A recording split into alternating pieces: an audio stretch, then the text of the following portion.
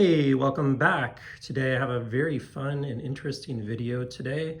Credit to Metal Complex. I got this idea from him. I've actually been wanting to do it for a while, but he's the one that got me to actually go to the lengths of setting this up because this is not an easy thing to do. The way that I store my knives, I don't store my knives in a case. I store them in box. So probably 80% of these were in a box and I had to get them out. So it takes some work, but excited to do it. So let's go through what we've got here. We're going to go from number 10 to number 1, the most collected knives. Now I don't have every one of the Victorinox out here. There are too many. There's no way it would have fit on here in one video. Would have had to do a whole different format and edit it together like Metal Complex did. Not the way I do it. So let's start down here. I have a number of knives that I own 3 of.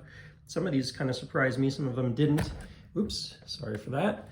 The first one is the Reate. I actually have 3 of this model, 2 of the full-size XO and 1 of the XO-M. So I have 3 Reate knives. I'm gonna go ahead and put these 3s off of the page so that we can get to the top 5 when we do. Tied for number 10, sorry. Tied for number 10 is the Divo Knives brand. I have 3 of their knives. I have this Divo Mash. I have a Divo Stout and actually 2 Divo Mashes. I really like this model for 135 bucks. That thing was a hell of a deal. All right, number 9. And number 9 is number 9 because number 9 may go down, whereas the other tied for 3 are going to probably go up. Hinderer. So this one, and I have a Battle Blue with tie scale 3.5 and 3 inch. So I have the same version in a Battle Blue as well, but everything's Battle Blue on it. 3 of those. Hinderers are great knives. I used to have like 8 of them, but I've kind of got out of collecting them a little bit. Nice knives though. So that's number 9 on the list. Number 8 on the list is Hansen knives. Hoping to get more of these. I actually did have 4 for a while, but did sell my 4th. It wasn't really my style, so sold that one off to a very happy buyer. But I have this one. This is a Hansen Onyx.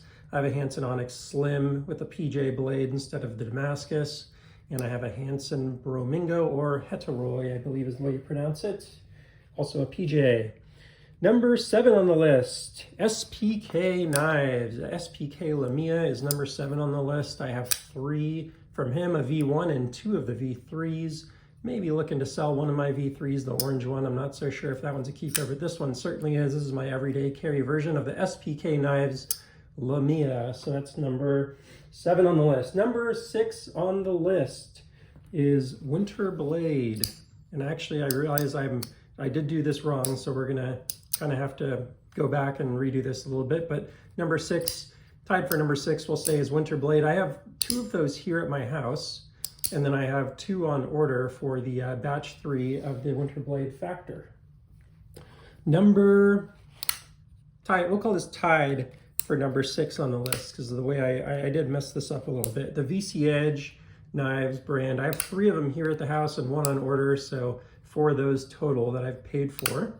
And one of my favorite knives, so no surprise to a lot of people in the collection, but not on the top 5 list yet. So I'm hoping at some point this one eclipses number 5 on the list here. So sorry again, I kind of messed up the way I did this, but these here are the top 5 knives on the list, starting with Tactile. Tactile is a brand that I really enjoyed early on. It was actually the first full tie knife I believe I got with Magna Cut. So makes a heck of a knife. I have these in order from oldest to newest. So that's number 194 was a numbered version, and then getting up to some of the newer versions, including the full DLC version. Probably going to sell a couple of those. I have redundancy here on the old original flippers. So if you're looking for a Tactile knife with the flipper tab, one of those original versions, if you're not familiar with this, they don't do this anymore. They no longer make this flipper version. I'd be willing to sell this one, so we'll get that list down to 5 soon here. And then I have a couple other cool versions, like they would do a lot of versions with companies like E-Knives and Knife Joy in this case, and others. I don't remember if it was E-Knives or whatever, but DLT, Knife Center, everyone had their own little exclusive. I love this. This is like my favorite pattern of the bunch in this dragon scale that they did with Knife Joy. Number 4 on the list, if you watch the channel, no surprise here, I have 7 Oz Roosevelts. At the peak, I had 14, but I've recently tried to reduce this down to the ones that I really, really love. One of these is actually spoken for by a potential buyer. So he's hoping to buy that next week for me, and that's the next one here. But this is the most recent one that I got. Actually, it's the second most recent, but one of the newest, or the newest in my collection. This is number 2204. I couldn't remember if it was 03 or 04. My friend and I have 2203 and number 2204. His has a zipper Damascus pattern, and mine has the ladder. Love the Oz Roosevelt. I won't go into what I love about it, but I've done plenty of videos on that. This is number 106, which is a very unique one in the collection. It has a carbon fiber scale, full zerk on the back spacer hardware, and pocket clip. Really neat one, very rare to have the factory carbon fiber scale. And then the oldest one on the list here is number 10, a super cool one, the Oz Roosevelt number 10. This is the 10th knife that he ever made. He's now made, 2,500 plus knives. So pretty neat to have one of these original ones here. Oz Machine Company, definitely one of my favorite brands and my favorite probably all-around knife ever made. It does compete for that on my list for sure. Demko Knives is number 4 on the list, coming in at 15 right now on these folding knives. I am selling this this shark cub right here. I'm not really using this one, so might as well get it out of the collection. But the shark cubs, this G10 one is one of the ones that I carry more than almost any other knife in my collection. It's one of my top 10 most carried knives. And then I've got a ton of use on these 80-20.5s here. So they may not look like much, $150 knives or whatever, but man, this one's my garage knife. This one's my unboxing knife on all my videos. Then I got a couple cool versions. This one's like my one I use for comparison videos in the full tie textured scale. And then obviously very limited, but pretty cool version with the full tie Damascus scale there. So 80-20.5, Shark Cub, 80-20S. So these are a little bigger. These run the full size scale if you're not familiar. And I have a few variants there. That shark foot, I have a rare lightened textured scale version of that there in the drop points. That's a much older one. And then I have the M4 Slicer Shark. This one I haven't really done much with. I'd probably let that one go. If someone's really dying for an M4 Slicer Shark, feel free to hit me up on that.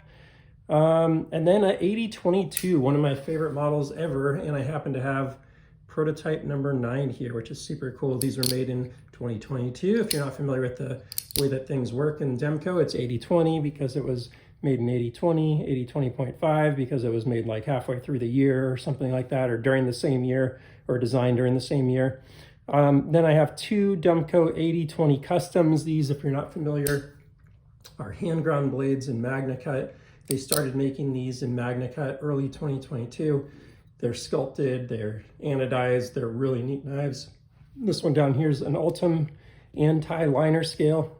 The next one here, 80-20 compact, super cool model, very rare. They have a new version of this, but it's not nearly like this one. I've done a whole video on it, so feel free to watch what that is, but very rare model in 3V, one of his originals. And then I have another 3V original here, no slot, super rare.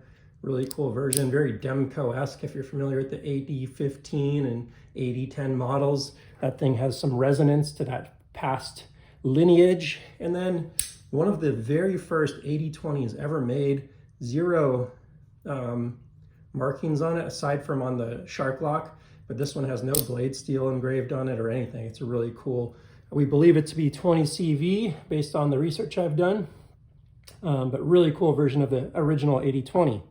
So Demko Knives, number, technically number 3 on the list. Number 2 on the list, Brown Knives, one of my favorite makers. I live in Bellingham, Washington, and these are made in quote-unquote Blaine, Washington. I say quote-unquote because technically it's Blaine, Washington, but if you know the area, Craig's actually in a slightly different area. I won't say any more than that, but he's a local maker here, and I think this is one of the coolest knives ever made. I have a number of different models here, but all the different models that he's done so far, and he's about to bring out a new model, the Cortex XL. But going back to the original back in the day, this is parabolic number 12. Then you have basically going from oldest to newest, you have the Servo Exponent LHC, and I have on this number 6, this is in like the 170s or 180s. It's not like super old one, or 160s or something. Prototype number 3 of the LHC, which is pretty cool. If you're not familiar with this model, this is when I thought his knives kind of hit more of the mainstream design, and he really started gaining his momentum. Super cool action. So that's prototype number 3, number 1, and then LHC X version 2, basically, of the LHC. And this one happens to have a pretty cool Damascus pattern. I may let this one go. I don't really do anything with it. So that one I'm kind of up in the air. May let that LHCX go. Now in the Cortexes, I think these are super interesting right now because he's about to bring out the Cortex XL. You've got prototype number 1. This is a version 1 in a damascus steel blade, so it's worth showing just because it's so beautiful. You'll see all of these pretty much are drop shut. He's well known for how well he does that. Sorry, I'm having trouble getting this to stand back up. Stubborn little guy. With this version 1 had a big old pocket clip that made it a little trickier to stand up. Then you've got version 2 of the Cortex, number 313. This one's actually a frame lock instead of a bolster lock like the other ones that I've shown so far. So that's pretty cool. It's got beautiful action, a little more prone to the the lock bar pressure, but sounds really nice, and just a really cool, simple version there. And then number 396 on the Cortex. Coming over here, we have the FSD full size. This one's prototype number 3, which is special because prototype number 3 was the first one ever made with pattern number 1, which I think is one of the coolest milling patterns ever put on a knife, personally. Really neat one right there. Prototype number 3 of the brown FSD. Then you come into the mini FSD, which is just a smaller version of that. And then here you've got prototype number 1 of the new mini FSDI, which is his current model. This one was a little more shake shut. It was prototype number 1, but as soon as you hit model number 10 here, you'll actually see these become totally drop shut and just brilliant on the action. There's a Damascus inlay version. I believe that's number 92. And then number 107, which I personally worked with Craig on, coming out of Maker Syndicate because it wasn't ready at the show, and agreed to put this really cool inlay on top of the damascus steel blade, which is a Victorinox Damascus inlay. So this one weighs a little more than the others because of that inlay is a little heavier.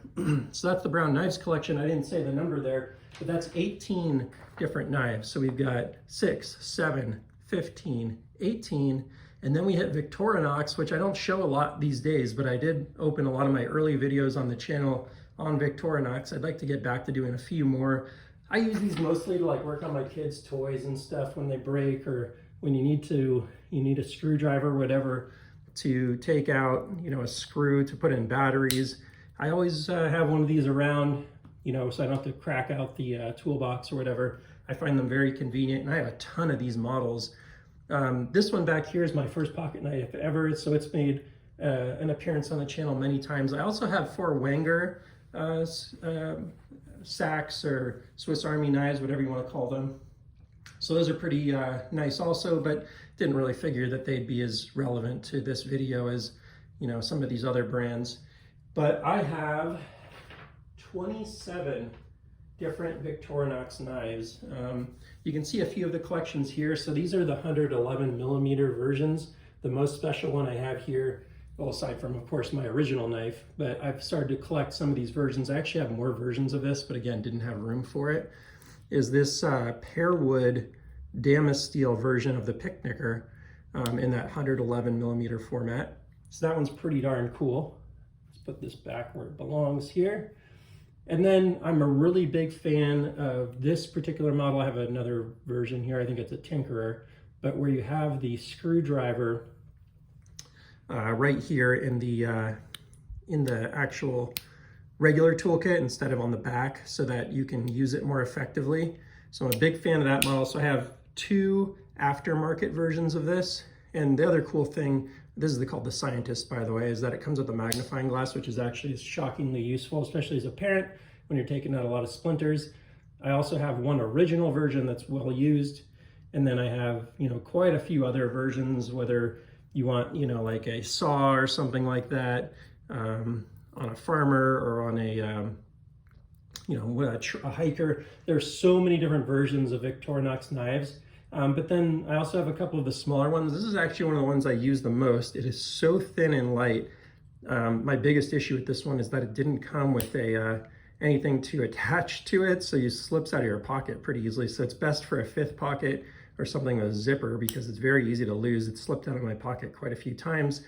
But the Alox version, and I just forgot which model this is. It just slipped my mind, so we'll leave it at that. But the cool thing is it's very small because it has this combine tool. I've done quite a few videos on this, that this combine tool takes two tools and puts it into one, so you actually save a layer when you have it. And it's my favorite tool that Victorinox ever made, so that you can really keep these things nice and thin. The channel's name is Pocket Priorities after all. And then I have some of the, you know, mini version. I can't remember what the size is on this, like 82 millimeters or 80 millimeters or 75 millimeters or whatever it is. I don't really use these, to be honest, but did more when I was little. I thought they were pretty cool. So that's it for now. That's the number one, is the Victorinox, coming in at 27. You've got Brown Knives again at 18. You've got Demko at 15, Oz at 7, and Tactile at 6 are the top 5, and then you heard some of the other brands as well. So hope you enjoyed that. I certainly enjoyed, but also, you know, broke a sweat putting this together. So if you like this content, please comment. Let me know what you'd like to see in the future. Please like and subscribe, and I'll see you on the next one. Take care.